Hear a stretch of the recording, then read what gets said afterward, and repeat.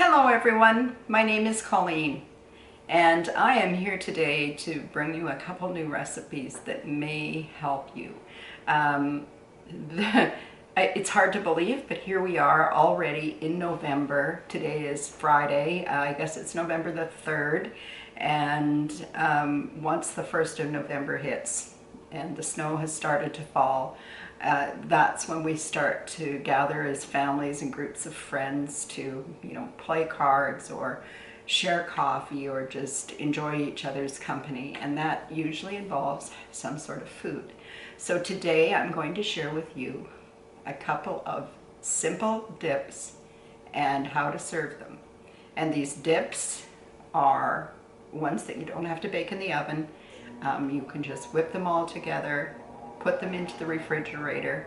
I'm doing this at 10 o'clock in the morning, I think 20 after 10 in the morning, and I'm going to get them into the fridge so that they can be chilled for activities this evening. So I'm going to gather up the things I need for the first dip, and I will be right back after this.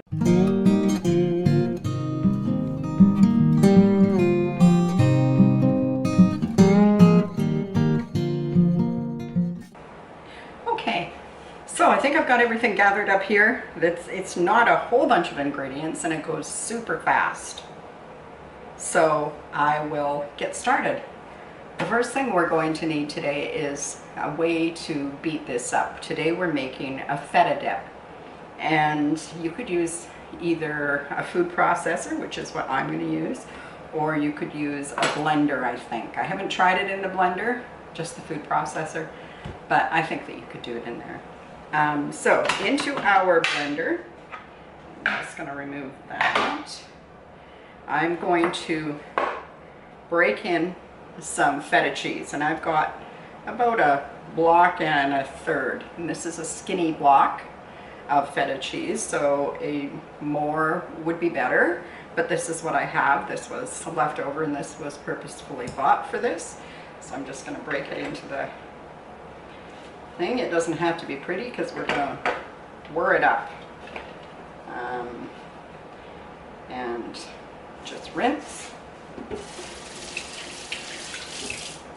and move on. So I'm going to add the parts back to the food processor that need to go on there, and I am just going to make this into a crumble.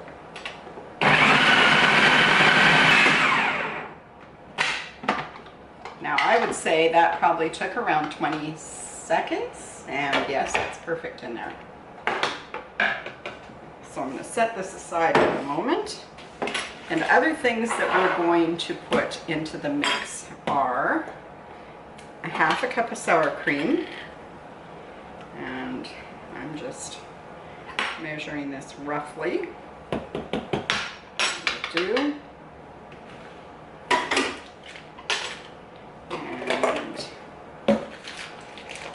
a half a block of cream cheese, softened. I brought this to room temperature. It just seems to mix in better. And next we're going to throw in there 2 cloves of garlic. Now these are medium-sized cloves, I guess. If you didn't like as much raw garlic flavor, you could just put 1 in, or maybe you could leave it out, but it does add flavor to it, so I wouldn't leave it out unless you're allergic to it. Or you could use more. I'm just putting this much in. And we need a little bit of lemon zest. So I am just going to take this lemon, and we really don't need an awful lot. Just enough to brighten it up. You want to make sure that you are working with lemons that have been well washed, because we don't know what's been on the rind, including other people's hands. So we want to do that. We need a couple tablespoons of olive oil, and this just helps to bring everything together, and it adds a flavor to it too. So Definitely olive oil would be preferred over other oils because you're looking for that particular flavor. Some honey. Now, we're not going to put an awful lot into this. Maybe about a half a teaspoon because we're going to add some to it on the top when we do the presentation. A little bit of salt. Don't need much because remember the feta is already salty. So we'll put this back together and I am going to blend this now until it becomes really creamy. Now I've probably let that blend about 3 minutes. I'm just going to check out the consistency now and make sure that everything got off the side and got in.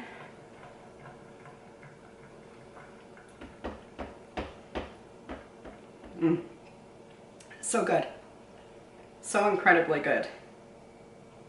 Now, I feel like it's in pretty good shape, so I'm going to take it off of here and I'm going to put it into this round bowl that I have here. And I'm going to try not to be too messy with it because I don't want the edges of the bowl to be all covered with feta dip. And I will promise you that I won't waste a thing that's in this blender right now because today my husband is home from work early and I'm sure he'll enjoy the leftovers in here as a snack.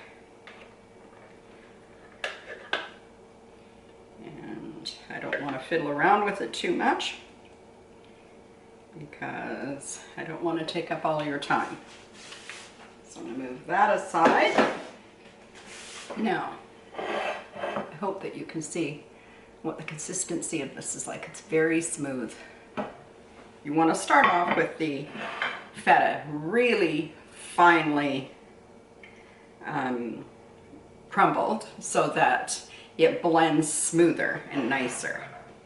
Now I'm just going to bring you over to show you how we finish the top of it. Okay, there, I hope you can see that. Now, we are going to use our honey. You could use it in a spoon or you could just drizzle it. And I'm just going to do a quick drizzle around the top. It may seem a little nuts to you, but sweetness really adds something to the dish. And I'm also going to add a little bit of olive oil to the dish. Now, you can dress this up how you like. You could definitely use maybe pistachios, I think would be good. Just crumbled pistachios on top. I have some Zaatar seasoning, which it's a blend of different kinds of seasoning including thyme and sumac. I bought this off of Amazon last year and because I wasn't able to find it anywhere else. But now I notice that it's in my local grocery store. So maybe have a look and see if it's in yours as well. And you can use a little bit of this and just sprinkle it around the edge. It adds just a little something to this dish. Doesn't need to be too much. And last but not least, you need a vessel to get this from the plate into your face. So I found these little mini naans. I'm sure that you could use pita bread and just cut it, but these little mini naans seem to just be perfect for something like this. So I am just going to line these up around the outside. If you've got a dish or a set of dishes, these are Pod Man. I don't have a set that has both the bowl for dipping in the middle and also a plate underneath for for arranging things. So I'm just putting 2 together from out of my cupboard. This is family coming over, so it doesn't have to be super fancy, but I still like to be able to show off something nice to them and to offer them something, because food for me is a love language. I love to cook for people, and I love to present food in a way that's appetizing. So this is dish number 1, and this is whipped feta with pita, and it's as easy as you saw me make it. So I hope you enjoy this, folks, and if you do, I'd like it if you gave it a thumbs up. That would be fantastic. On to the next dip. Okay, folks, the next dip that we're going to make today, dip number 2, is a corn dip. And this is more for like casual, if you were having everybody over to watch a hockey game or something along that line. So it's a little more casual, but also really good and a lot of fun for people to eat. So we need about 8 ounces of cheddar cheese, and I'm working with, what do they call it? Aged cheddar, the old stuff. And I think I need around a cup. So we're gonna eyeball this best we can. When it's never clear to me, even after all these years of cooking, something I'm gonna have to look up, whether or not 8 ounces is a volume measure or whether it's a weight measure when you're measuring cheese. Does anybody know the answer to that? Like, I probably have a cupful, but that's not its weight, right? Well, I definitely think that's a cupful. And I'm gonna set that aside. We'll get started on these other ingredients. So, the other ingredients that go into this dish are rotel, canned niblets corn, Miracle Whip, cream cheese, a bit of salt, some garlic powder, and the cheese. And that's about it. I'm just double checking because I have a recipe sitting here on my counter, and I am going to be working from it. I'm going to get out a strainer so I can strain this. Okay, we're back in business. I am just going to open the rotel and the corn. I'm going to set them to drain in the sink. Put them into the strainer so that they can be draining while we move ahead here. So while I have the corn and the rotel draining in a strainer in the sink, we're going to go ahead with the rest of the ingredients. Into this bowl, I have added a half a cup of sour cream. And now I am going to add a half a block of cream cheese, which has been softened to room temperature just to make it easier to work with.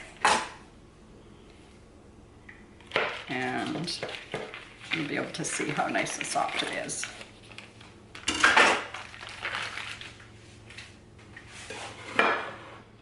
Now, we need some mayonnaise in there, just a quarter of a cup of mayonnaise. And these dips work well for over the holidays. And there are many of them coming up in the next little while. There will be Christmas parties and Thanksgiving gatherings, and I don't know about you guys in United States, but in Canada on November 11th we have a holiday, and often people, because it gives us a long weekend, I guess places call it a banker's holiday as well. So 3 days off in a row. Because we have that, we also tend to gather with food. So between now and the new year, we have lots of opportunities to try these quick and easy dips. So I would definitely recommend them to you. And there you go. That's somewhat mixed up. I'm not going to get too carried away with it because there's other things that have to go in it yet that will also be part of the mixing. Now we need a half a teaspoon of garlic powder. And we need about a quarter of a teaspoon, not much, of salt. And I don't put too much salt in it because we are going to serve it with chips, and the chips are already salty. But you need to have a little something in there so people aren't putting this bland mix on top of a spicy chip. Now I'm going to add to that the 1 cup of cheese. Now I totally think you could probably heat this dish in the oven. I don't see any reason why you couldn't, but you don't need to. And in goes the drained chicken.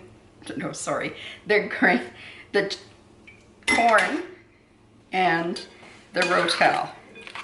And we're going to mix that up thoroughly. And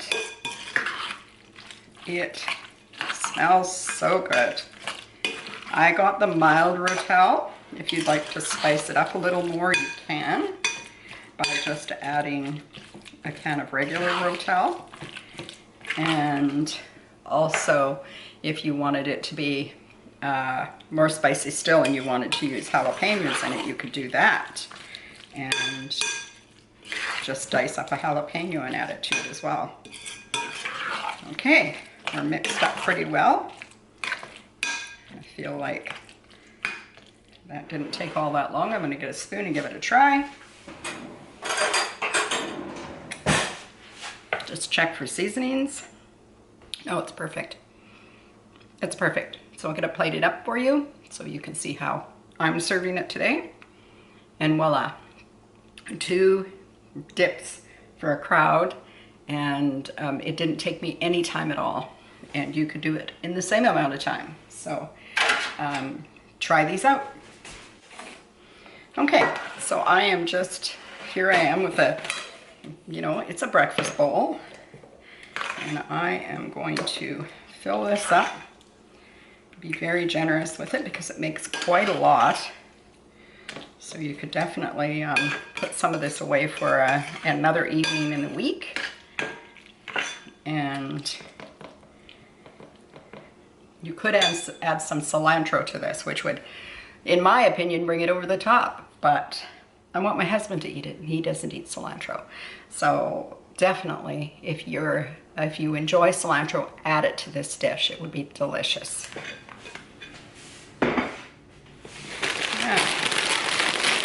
Just going to add some, these are just plain old cheese nacho style Doritos chips. And I'm just going to fill the outside of the plate.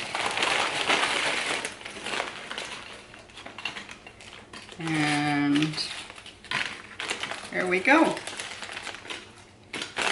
How simple is that? Without a great deal of trouble at all, we have 2 wonderful dips. Now, do this.